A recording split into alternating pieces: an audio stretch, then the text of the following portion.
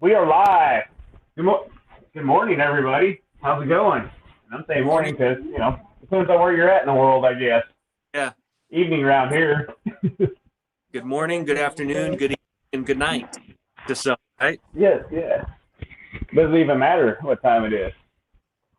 So I've got Heartland Survival on here with me. Anybody that doesn't know who he is, I would love to put a thumbnail in for this man, but I still can't do it. So I hope, like hell, everybody can just type in his name and find him. Heartland Survival. Hop over there and check him out. Appreciate that. So let's just jump right into it. What'd you have going on today? Where were you at? What was you doing today? Well, so I had to take a coworker up to the capital, Kansas, Topeka. If nobody knows what the capital is, it's Topeka. And he was up there to get a CDL, and I had some free time, so I just wanted to kind of look around and see how close I could get, and maybe relay some information or see anything sketchy or whatever. I'm just curious like that. I'm not like the angry prepper. I don't have I'm not an adrenaline junkie. But when it comes to everybody saying there's all kinds of stuff, don't go there. It does pique the curiosity a little bit. And it turns out that it's only the 19th, but I didn't see anything unusual. In fact, I drove right across the, right by the front of the building, and it was quiet. So there must be too many patriots.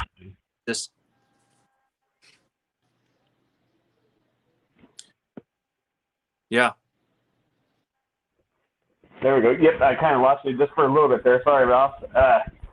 Yeah, so at least it was quiet. You didn't see nothing out of the ordinary or anything like that. It looked like the video you sent me looked like it was just pretty well. It was actually pretty good considering what I thought Topeka would look like. I mean, I ain't been there in a long minute to drive around Topeka, so it was kind of interesting. Even when you were driving through there, I was like, holy cow, that's a pretty dead zone there. Yeah. Even though everybody think I'm drinking I have no idea. Yeah, the video was about 60 seconds long, but right. The up, we come from outside the town into the town, and even like places where there could be bigger staging areas for assets or whatever. The parking lots were really empty. In fact, maybe it's a little odd that there wasn't as much stuff going on. And I don't go up to Topeka very often. So I really don't know what it's like on a Tuesday morning around. But it did seem kind of dead. Not very much traffic. Right. Yeah. Even the road, just like what little video that I got from you was extremely dead. And from like a little bit of driving around I've done in Topeka, even just in the last couple of years with the daughter, that's actually where we went up and got her vehicle because she was going to Manhattan, K-State, and we went up to Topeka to get her a vehicle. The streets were packed, like just bumper to bumper, annoying as hell. You drive 2 inches and stop, drive 2 inches and stop. And then the video you sent me, I was like, that's weird. Where's all the vehicles at? It was like, It was worse than Lyons, Kansas. There was one cop car sitting across the road in a parking lot. He was just chilling, and there was a survey, not a survey crew. It was called before you dig guy, a locate. Yeah. He was out there locating fiber or something, and there was a little bit of construction right there at the end of I think it was the east side of the building. There was some construction trucks there and something going on over there, but that's really it. I mean, it was dead. I see. So, I know. Yeah, Prepper Nation says I look like a Mickey's Big Mouth kind of guy. Honestly, everybody, I'm just a Coors Light kind of guy, except for if I'm feeling real ornery, then I'll drink 2 or more Dew, and anybody that knows what that is, that's an Irish whiskey. So you just want to get real ornery sometimes, 2 or more Dew is a good way to go. But other than that, it's just a short fight for this guy. I guess a rolling rock occasionally during summertime when it's really hot out and you just want to refresh your drink. A rolling rock is kind of like a lemonade of beers. Is that possible? Is that possible? Lemonade of beers? I think so. Dude, that makes sense to me, man. That makes sense to me. I used to be. So, what else? Go ahead. Oh yeah. Well, on our way out of town, I wanted to drive by I think it's Forbes Air Force Base up there. Right. And there's the National Guard post, and that was eerily quiet as well.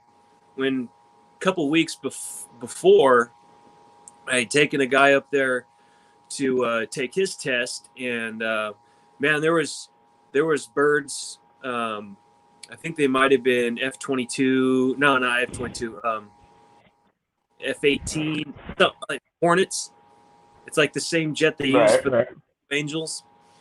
They would fly in side by side, touch and go, and they had lots of cargo style Air Force cargo planes coming in and out. But this morning, not a one. So who knows? Hey, sometimes quiet is good, but sometimes silence is violence also. So it just depends on what side of the spectrum you're on there. Silence is good, but silence can be violent. So it's kind of just depends on what part of the world you're in at that point, I guess. The quiet before the storm. Exactly. Yeah. Yeah, and I don't typically I don't ever come from a position of fear. I want to just be observant, and not. I guess I wouldn't. I don't want to. How do I put that?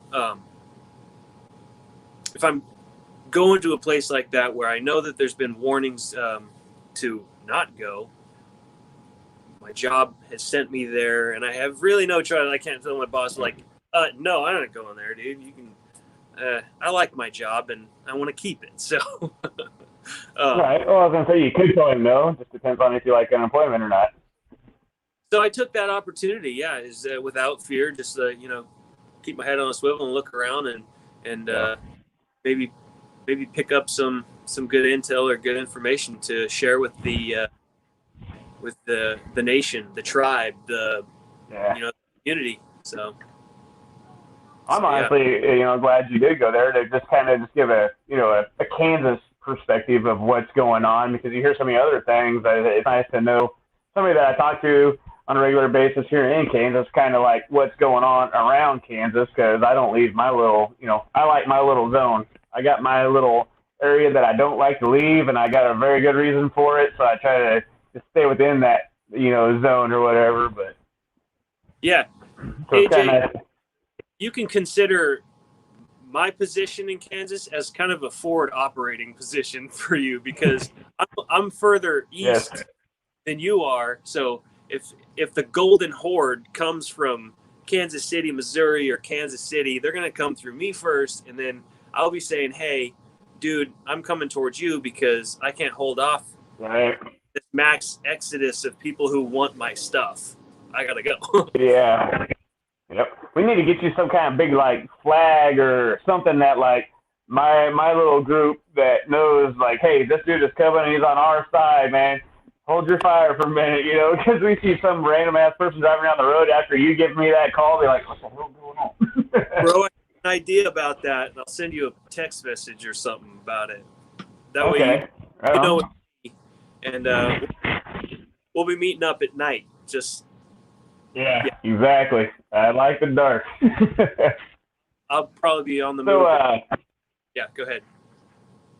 Oh no, you're good. Keep going. It's just you're a little bit behind me, so sometimes it seems like you're done talking, and then you finish saying what you were just saying, and it kind of is throwing me off just a hair. But what I was gonna say was just what's your skill sets? What I know from watching your channel what your skill sets are, but throw it out to these guys what your skill sets are for your Heartland Survival channel that you got. You know, what are you showing people? What are you going to be making videos about and stuff? Okay. All right. Yes.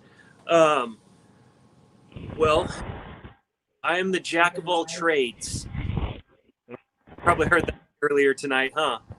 Yeah, I am a jack of all trades when it comes to survival. What I'm going to be doing videos on is coming at a simple, not a simplified approach, but trying to approach a survival situation with the knowledge you have already, with the gear you have on hand, and do a practical, just solve the problem with a practical mindset. So like I'm working on the diagrams is really going to be my strong suit because I've been an artist for a long time, and when I was kind of a little backstory about me, when I was a weld inspector, I read blueprints all the time, and I started I started applying that to different ideas because I had access to a fab shop, and I had full access to a fab shop that had all kinds of drill presses and a scrap bin full of steel that was just like ripe for the picking. I could look in there in the scrap bin and just see a knife that was in a piece of mangled up metal. I was like, that's a knife. I'm going to take that and manipulate that. I found it was kind of hard to just grab a piece of metal and start chopping on it. So I started drawing my design first, making my measurements, and then going from there. And it made it a lot easier when I actually started working with the material that I had.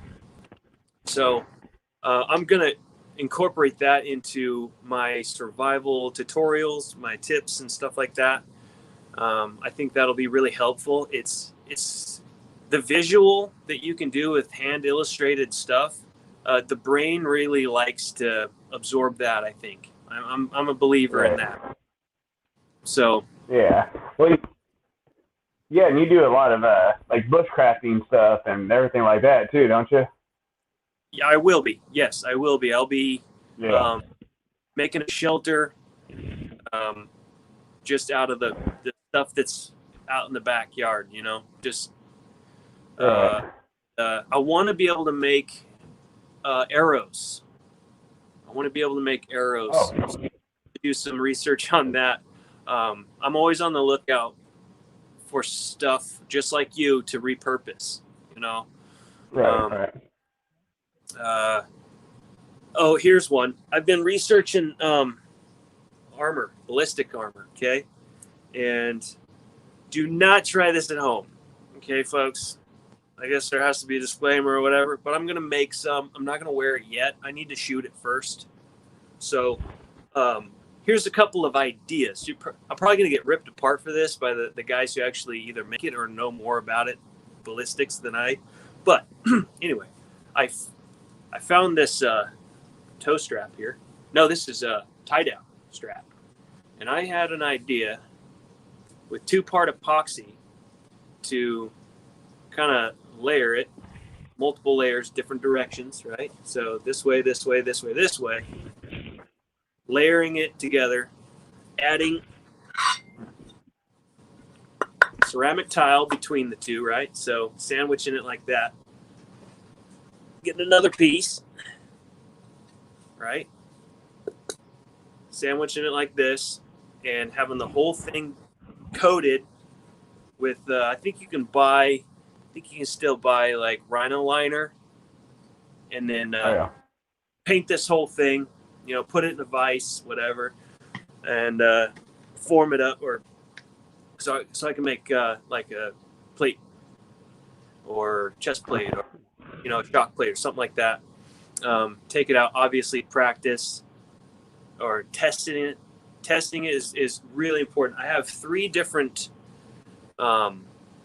ideas for how I'm going to have the tile oriented, or to the fabric.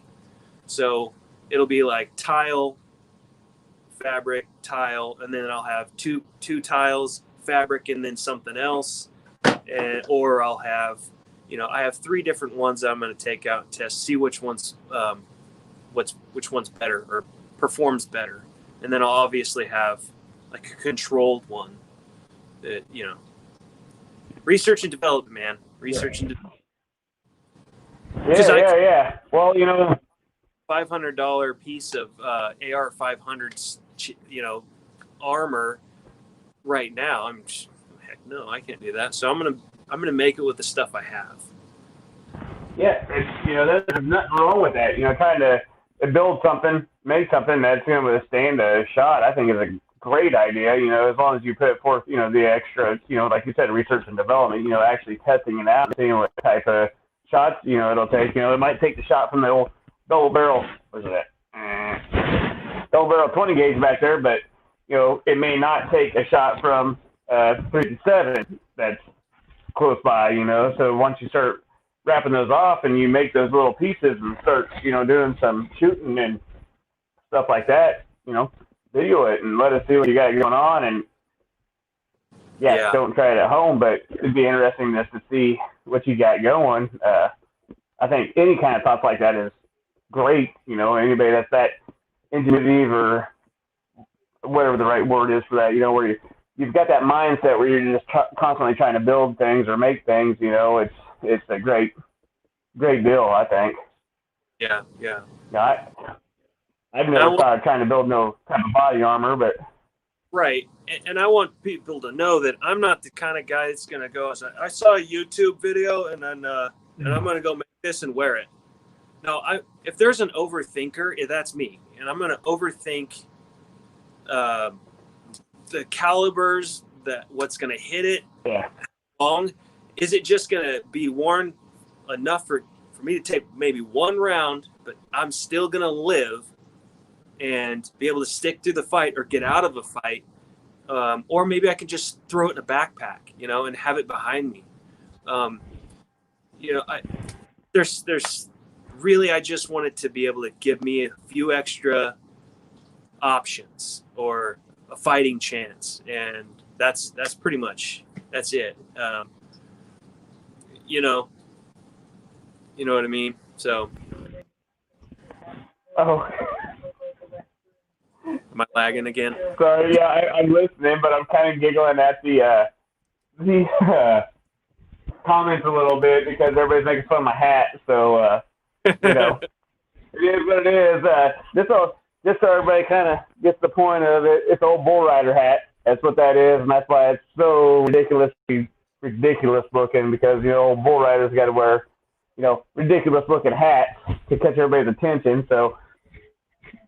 But it is kind of funny seeing all the comments. Because I caught one, it was Surfer Nation, something about Dolly Parton or whatever, and I kind of was looking, and I asked my wife because I was missing a lot of it because I was listening so closely to you. I was like, really getting into the making the armor thing. I wasn't really watching anything, and then I looked over and I was like, what is a Dolly Parton? What the hell was that? And she said they're giving me shit about my hat. And I'm like, oh, okay, yeah, I see. Good stuff. I got a normal looking one too, but I don't like to be normal. I mean, no, man, you do you. You do you. And so the people in the audience, I can't see the chat. I know I'm on my phone, so I appreciate you coming in and listening to us. So yeah, and I was trying to subs coming through, and I really appreciate that.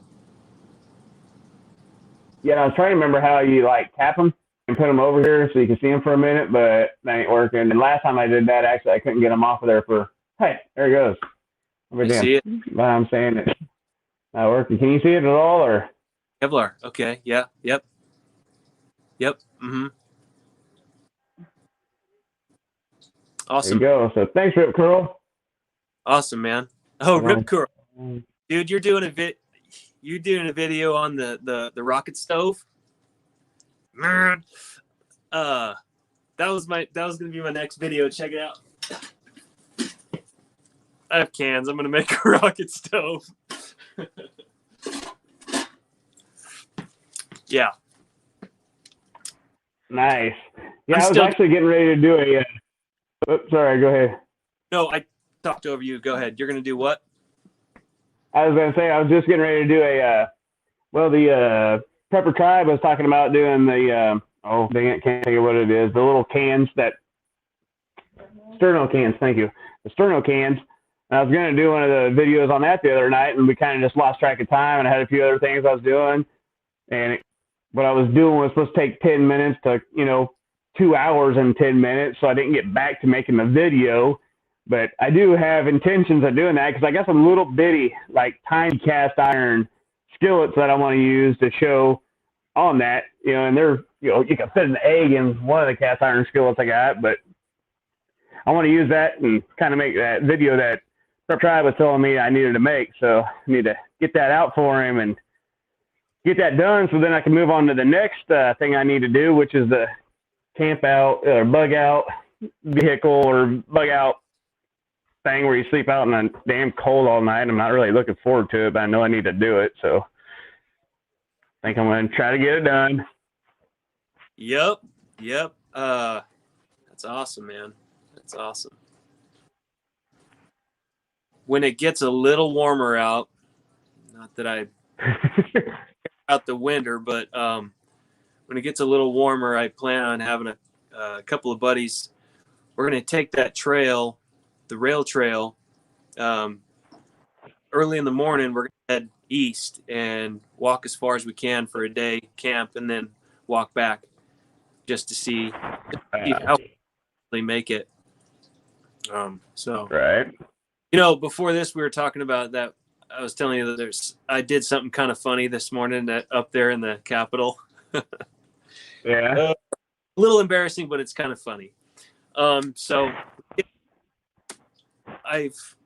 we get there to the driving test school, right? The place where the guy I'm with is going to take a CDL test, and he knows I want to go and go check out the Capitol, right? But we're 4 miles away from the Capitol. So I'm thinking, all right, we'll drop you off, and then I'm going to walk to the Capitol and be filming it, okay? All right, that's a good idea. Mm-hmm.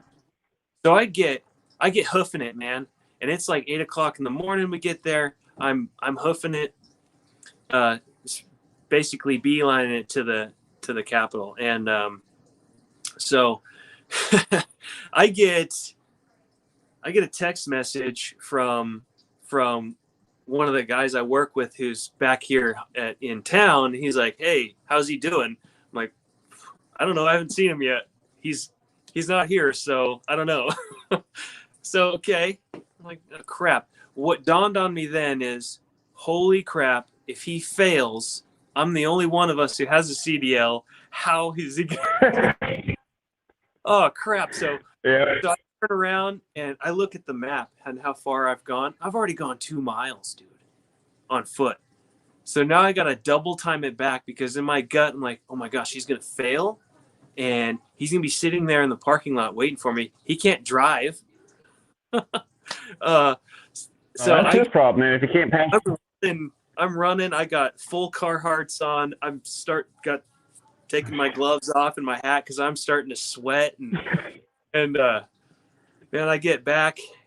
So I did 4 miles, and I guess it's good training. I can go 4 miles and but I get back and he's like, I passed. Yes. Yay. Dude, I had that excellent weird feeling in my stomach though, and I was like, oh my gosh, I'm 2 miles away and he's probably failed. But yeah. No, it was all good though. Yep. Everything turned out all right. Good deal, man. Hey, I got a question for you. Yeah, go ahead. Okay.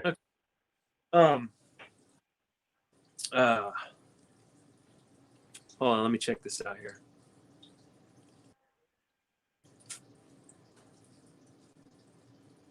Have you always had a survival or readiness mindset, or did you wake up one day and say, oh, I need to prepare? I literally woke up one day, my wife and I both did, and went, shit, we need to prepare better. We need to do something way different in our life, period. Nice. And a lot of that stemmed from like the ice storm. There's a few other things that just kind of led into it to where, you know, we thought we had things in line, and then certain things unfolded and we went weeks without power, and, you know, just all these other things just kept, you know, falling into place where we're like, man, we need to do something different. We need to do something better. And then, you know, then each thing you were doing kind of just gained you a little bit more of a feeling of security and made you where you were, yeah, you had a feeling of security, and you just, you know, you just felt better about yourself every time you looked at what you were doing. So you just kind of self-perpetuated, or, you know, moved yourself forward, I guess, a little bit more and more each time after you're looking back at when you finally woke up and went, I need to do something. Yeah, I did not have a prepared mindset. I was head in the sand kind of guy for a long time, honestly. Yeah. Did you feel like? What about yourself? Did you have? Sorry, go ahead. Oh no. I had a kind of an aha moment right after my first daughter was born. You know, because you had to grow up really fast, and I did. I had to grow up really fast because it was a surprise, you know. Yeah. Surprise, we're pregnant. I'm like, oh. Yeah. I need to get my crap together. And so that's when I started to, you know, become more aware of I was a protective dad. It was during the whole swine flu thing, and I was buying. Right, yeah. I didn't know. It happened to be just like all these things where it hits when it's flu season anyway. So people are sick all over the place. And I had her in that little chest carrier, and she's a little baby, you know, and I'm at the grocery store. And I remember this lady, she came up and she's like, oh, baby, cute, like reaching for her. I'm like, whoa, what are you doing? Don't. And she got offended by that. Like, what are you doing? Don't reach for my kid. You know, I don't know. Yeah. I don't know how, if you're sick or whatever. She goes, well, you don't know me. I was like, exactly. I don't know you. Please don't reach for my kid. She's on my chest, and I'm in like hyper protective mode right now. It's my first daughter. Yeah. She's infant, you know, and she's with her dad. Don't touch. Don't. Not good. Yep. I did apologize. Like, I'm sorry, lady. We just don't do that. And kind of from then on, I would look at like security, like maybe I should get some security. Maybe I should do this and that. And it was after, it was in like 2008, if I want to give it a date, when I woke up. So yeah, from then on, it was me believing that my preparedness is a living, breathing life insurance policy. That's the best way I can put it. So. Yep. Exactly. Yeah, I feel you there. So yeah. Cherokee Survival. I do have several old Western vests and several 6-shooters. I just didn't like get them put on. I mean, I've got a 6-shooter laying beside me and a stagecoach gun behind me, but yeah, I didn't get it all like put on. But maybe I should next time, just gear up 100% with all my old Western stuff. I just liked it when I seen that. I thought it was good. Because there's occasionally when I go places, I will throw that kind of stuff on. Or just hanging around the farm. A lot of times I'll be running around in that kind of gear. And my wife as well, running around with her 6-shooter. And we've got 6-shooters, and we've got the new modern firearms too. So, hey, man. So go ahead. Go ahead. Yep. Nope, your turn. No, you go. I already gave up on you, man. I'm looking at chats again. All right. Well, how'd you become a AK man, and why? It's the most reliable firearm in the world as far as I'm concerned, and it goes great with a Topeka pistol and a furry hat and some big ass glasses. But no, I just my dad was in the Vietnam War, and my entire life he has complained about the M16s and AR platforms and stuff like that, and he thoroughly loved AK-47s and SKSs, and kind of, just made fun of me every time I was looking at anything indifferent from that. So it kind of pushed me toward them. And then as I started handling them, I really enjoyed them. They are a hell of a good weapon. I've treated a lot of them like shit and beat them up a lot, and they did really good still. Instead of putting it in a pouch and carrying it around a little nice gun case, you walk up to the back of the truck and throw it over the side of the truck, not even looking how it lands, and you don't worry about it, type of thing. But however, I just built an AR, and I'm highly impressed with them now. Now that I've started playing with them a little bit and getting used to them, my dad was used to something that was 100 worlds away from what they are now. So, Right. I like the ARs as well. It's just the AKs was just because of him nonstop consistently, but complaining about all these other firearms. And I went, okay, well, AK-47, SKS, they're very reliable. They take the same round, and it's a pretty good sized round. It'd probably make a guy grumpy if he got hit with it. So that's where I went with them. Yeah. My dad was in the Vietnam War too, and it sounds like, it sounds to me like the soldiers were having problems shooting through jungle. I mean, the AR, the M16 was a flesh-eating, round, but when it would hit a twig or go through a leaf or something like that, it could change direction. It's super flying, but that'd pick up the AK round, and that could punch through trees, and they were going for ballistics, and I get it, man. I do too. That's my baby right there, actually. And just 7.62 by 39. That's a hell of a fine round, and that's where I got into Mosin Nagants too, or Nagants, however you say them. 7.62 by 54R. I really love that round also, and I love that firearm. It's not as, you can't quick change, and even an SKS, you can't quick change the mag like you can on an AK-47. However, it's a good round, and the Mosin Nagants, or Nagants, however the heck you say them, I just really like them. And even though I'm the most, like, everything has to be made in America, and I gripe everything America, you got to buy American made. I love Russian weapons, and that's like a soft spot or a sweet spot for me. Anything Russian made that's a firearm, I'm kind of like looking at them real heavily, and that's how I ended up with the AK platform 12 gauge that I got, the Vepr. I just really enjoy the Russian platforms, so and the AK in general, Yeah. How about you, sir? I know you're an AK fan too. I am indeed. That's my first battle rifle, and that's all I'm gonna get. That's all I can get right now, I guess. But it's I got a little Wasser 10. I inspected the heck out of it. Pulled the trigger.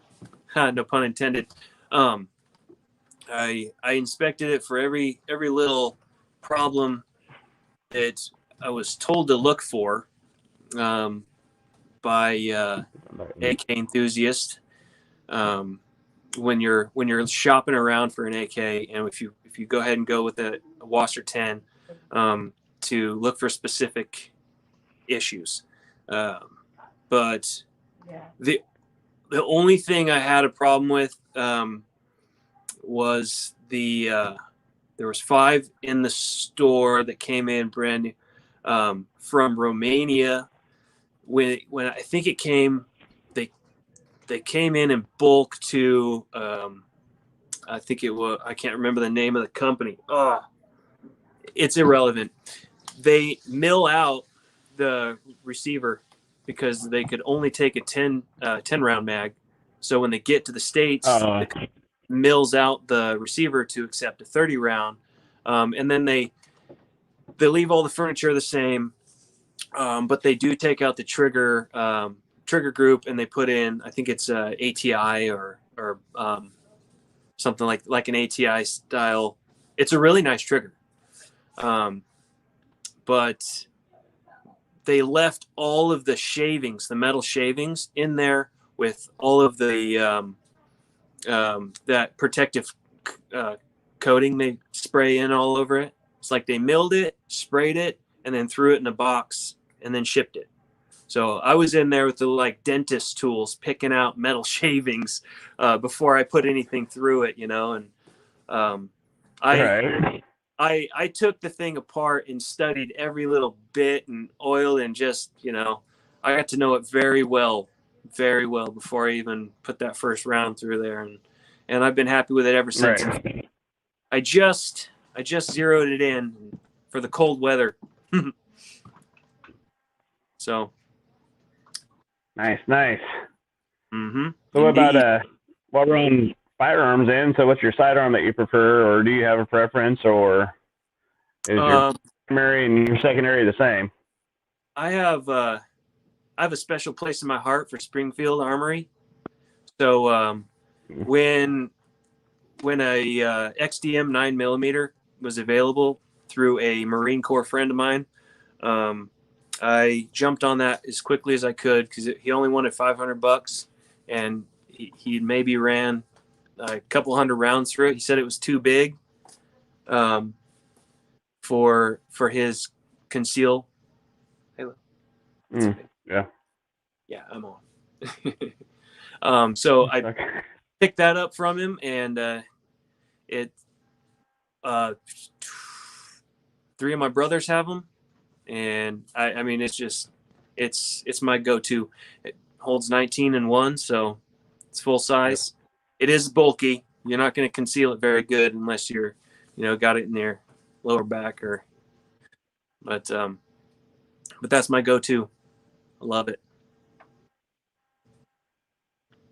I hear you there. Actually, that's exactly what I carry. Springfield Armory XDM. Must be a Kansas boy thing because it's pretty popular around here. As far as anybody that I know that's in a prepping mindset at all, they've got a Springfield Armory XDM or XD, either one. That's what they that's their go-to, which I like them because they fit my hand nice. Yeah, for a full size, they are a little bit bigger. They are hard to conceal, like you said. Yeah, the middle of the back or appendix carry is about the only way to carry them where you can conceal them pretty decent. Mm-hmm. And but they're a hell of a fine firearm. They're really reliable. I've beat the crap out of mine. I've ran a lot of really bad rounds through it. I bought specifically bought rounds I knew were junk rounds to run through it to just see how the firearm functioned, because I wanted malfunctions while I'm just out at the shooting range. And that thing, it chewed through the ammo almost as good as an AK or a Tokarev, so I was pretty impressed with it, actually. Very good firearm. Yep. There's a reason why that M stands for match grade.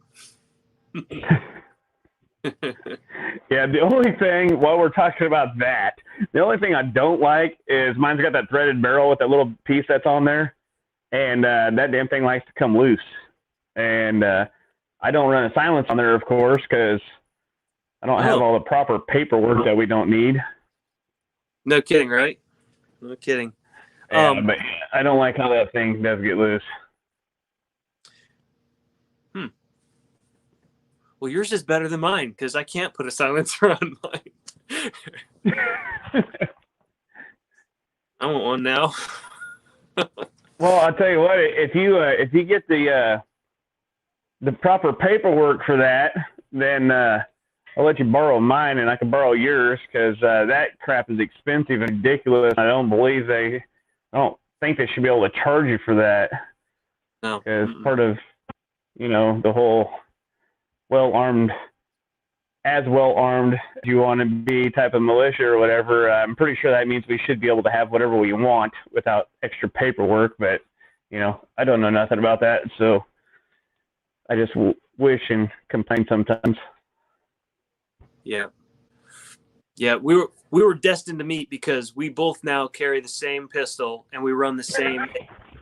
So that's primary, the way. secondary. Yep. Yep. Hey, Jay, And I'm sure you own it. throw me Yeah, a it's kind of funny. Kind of funny how it worked. We randomly met on a YouTube platform watching, hell, I think Prepper Nation actually, and started BSing around and ended up living in the same area. And now, I carry the same primary, secondary.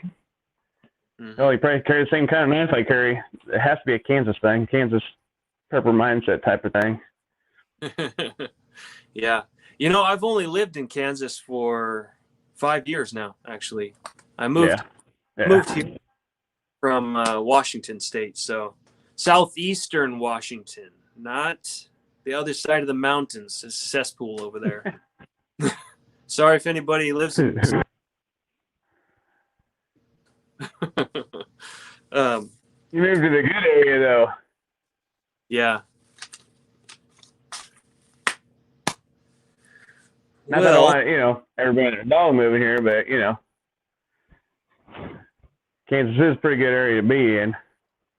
It immediately became my state to live in because you don't have to ask permission to carry, concealed or open. Yes. And so it immediately went to my top 10, top number one state to live in because in Washington, I don't agree with, can I please protect my family? Yeah. I don't agree with that. So. Yeah. The only time I ever had a little bit of an issue with an open carry, which was kind of actually humorous. I thought it was humorous. A little bit sketchy at the time, but it ended up humorous like immediately after because when I was younger, I drove a Ford Ranger, tiny truck.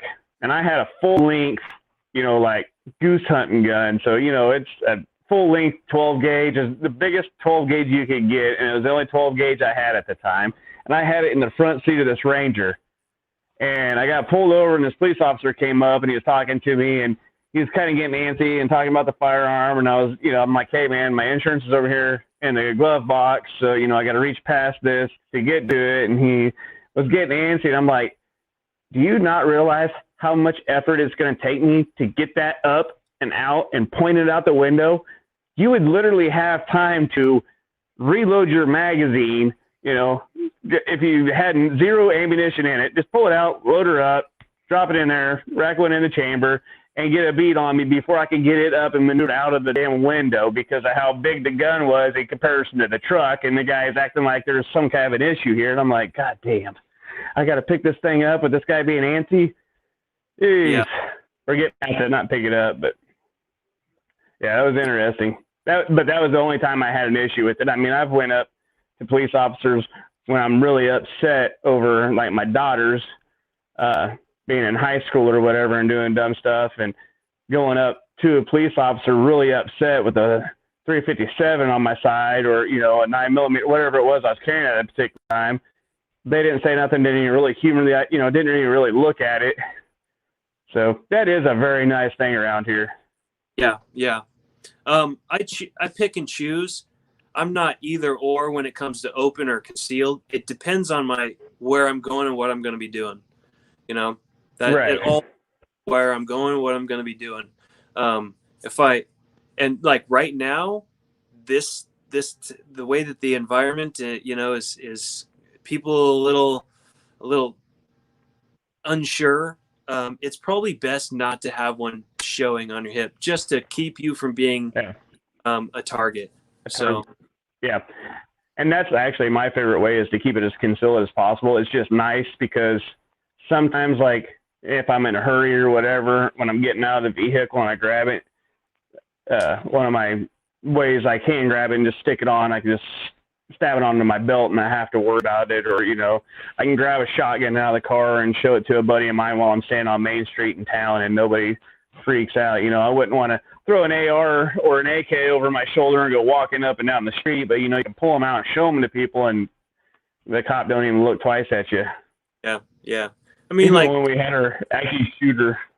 Yeah. Like a year and a half ago, even, or 2 years ago, no one would even blink an eye if you had one on your hip here. In fact, I used to carry open carry a lot through the stores and stuff, and in my head, the people around me are safer because I have it. But Right. now, like, I'm gonna go ahead and put that away. It's gonna be here, but I'm gonna hide it. So, yeah, and more of mine, like you said just a minute ago, more of mine's that I don't want to be the target mindset. You know, it's just if I'm running in a hardware store, in theory, around here, I shouldn't worry about it. But then, like I said, hell, we've had, in the last 2 years, and it's been on the year anniversary, damn near, an active shooter in this little tiny area 1 year, then the next year. So, yeah, it's became a lot more of a you better pay attention type of thing. Yeah, desperate times. People know that there's a shortage on firearms. They're making it harder for you to actually go to the store, pay some cash, and walk out with one without having to wait an X amount of days. So, with that in mind, the person who now feels like, oh my gosh, we're not going to be able to have them. I want it. Sees it on your hip. Just say scenario. Sees it on your hip, and then goes, well, I'm not going to target them right here, right now, because they'll probably get the drop. But I might just wait in the parking lot, see what car they get into, tail them home, know that they're there, watch them for a few days, and then, hit them while they're at work. Hit it because I know that there's something there. I know that there's something there that they can get away with. But, so yeah.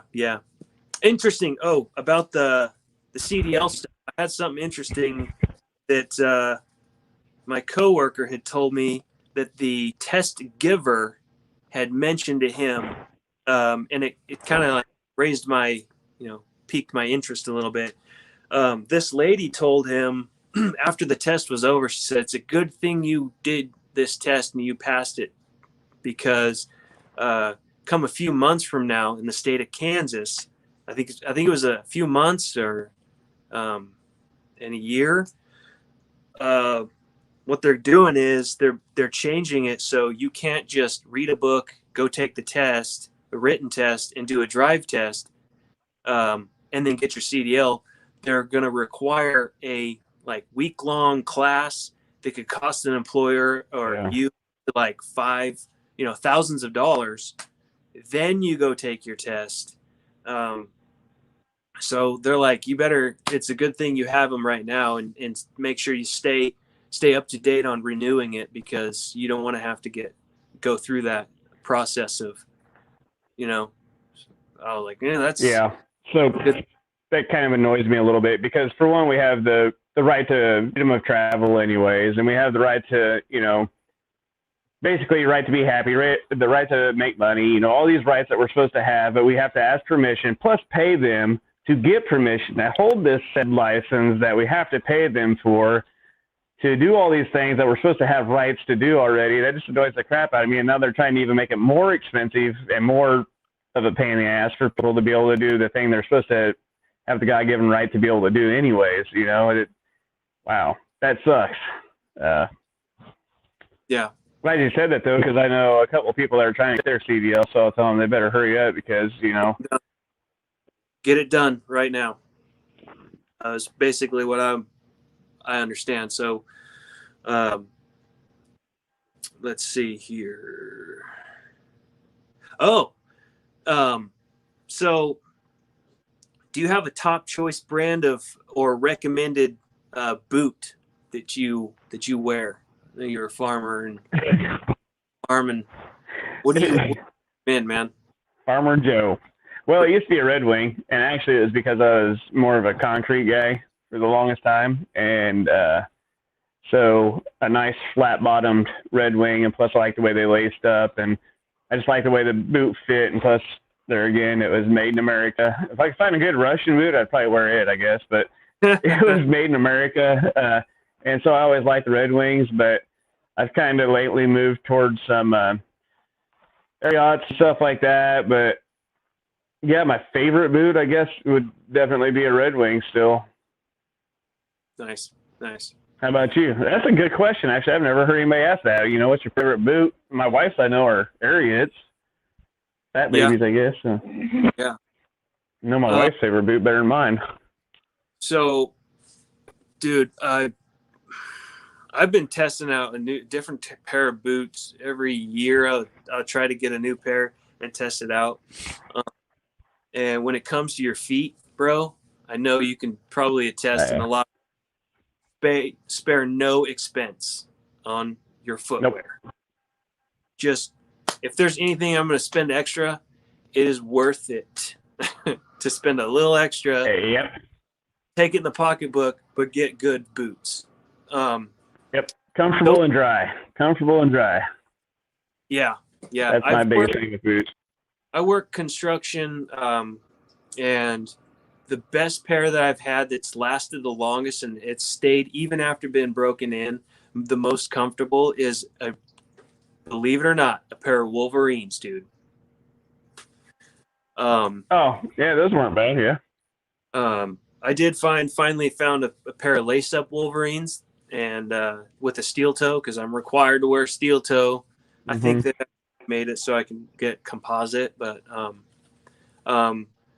a really good flat bottom pairs that I own, and they were comfortable right out of the box and stayed comfortable, were what was it? Hold on. Oh, Thorogoods. Thorogoods are awesome. Big fan of the Thorogoods. Yeah. I do not like Caterpillar or Carhartt boots. No. I had one pair of Carhartts, and they were ankle breakers. They because the heel was like way too tall and narrow, it seemed like, and so it always wanted to just kind of roll your ankle constantly. And I bought them because they were on sale, and I thought, well, they look nice and they were cheap, and what I was doing was ruining boots pretty regular. So I thought, well, I'll get a cheaper pair, and I thought, nah, hell with that, I ain't doing that again. I don't care if I do ruin them. Just got to be as part of the boot, basically, a good pair of boots. Yeah. As is good socks. You know, good socks is a. I got a kind of a fun little question for you, and it's a kind of like a mental workout. And I've done this. I've done this with my kids. I've done this with my wife. I do this with my brothers. I'll ask them this question, and it's one of those. It's just a fun question to think about it. And so here I go. All right. If you were stuck or stranded on a tropical island and you had the choice of 3 items to bring with you, what would they be, man? 3 items? 3. On a tropical island? Yep. A good knife, good water purifier, and a way to start a fire, like a ferro rod. That'd be just quick shooting from the hip if I got dropped off on an island. Yep. There's no right or wrong answer. I mean, my kids give me some weird answers on that one. I like it, though. It's interesting. I like that question. I bet that one gets used a few more times throughout the prepping community now. I bet you'll see a few other people asking that one. Do it. Yep. Let it go. What's yours? Oh, mine? Yeah.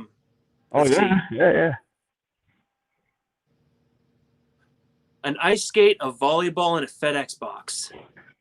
All right, Mr. Wilson. I would K-bar, okay? Specifically a K-bar, a large magnifying glass, and a large roll or bundle of 550 cord. Nice. Okay, so I got to laugh a little bit more again because you got the AK, Springfield Armory, and now a K-bar. This is just getting weird. I don't want to talk. This is just getting weird now because that's my favorite go-to knife. The blade is a K-bar, definitely. And it's mainly because, like, a K-bar for me was, my dad gave me one when I was in, like, grade school. And I love that thing. I had it forever, and when I finally lost it, I always wanted another one. So I finally got another one, and the one that I got now that sits on the dresser that's my baby. I don't even take it out of the box until something really bad was ever to happen. Then she's coming out of the box and going on me because I don't want it to get messed up. So, yeah, K-bar is definitely my favorite blade. Dude, that's one thing that I have in every single bag. I have knives in drawers and dressers and in boots. I got knives everywhere, man. If it's firearms, I'm good, man. I like firearms, but Yeah. if it gets, you're gonna run out of ammo. If it gets worst case scenario, grid down for months and months, nothing's going back. You're gonna run out of bullets, but you're not gonna run out of a sharp edge. So Right, and you can use that to make other lethal ways to protect yourself for hunting or whatever, things like that. I always fall 2 back minutes. All right, boss, we got like 2 minutes left. I got a So I hate final. to kind of cut you off, but I got a final what's message that? to people with before we hop off of here. Beware of prepper fatigue. Okay, it might set in with a lot of new people coming on board. Prepper fatigue, in my opinion, is a real thing. You'll dive into it really, a lot, and nothing ever happens. Nothing ever comes of what was being said, perpetuated by either side, whatever. And then people are like, oh, well, I guess I can just go back to sleep now, or they just get so involved that they just actually get fatigued and tired and just don't want to do it anymore because it does take a lot out of you. But stay with it. Make it become more of a habit. So it's easier to do. And don't be stressed. Situational awareness, stay calm, and prep on. That's all I got, Heck man. yeah. Thanks for everybody. That's good thoughts, man. Yes, sir. Yep. And yes, definitely. Thanks everybody for showing up. I had to sit in front of the saloon doors this time. Kept the old stagecoach gun by me and the 6-shooter. May do it next time. But yeah, let's head over to Prepper Tribe next to finish this out. I'm sure it'll be a fun show. And Tribal Saloon is the name of the live. And we'll have a good time over there. Appreciate you all once again. See you next time around. Yep. Yeah, no kidding. Have a safe week. May your days be blessed and your coffee be strong. Yes, sir. All right, man. Thanks for coming on. Anytime. Now let's try to figure out how I got here, boss. I just want to go backstage.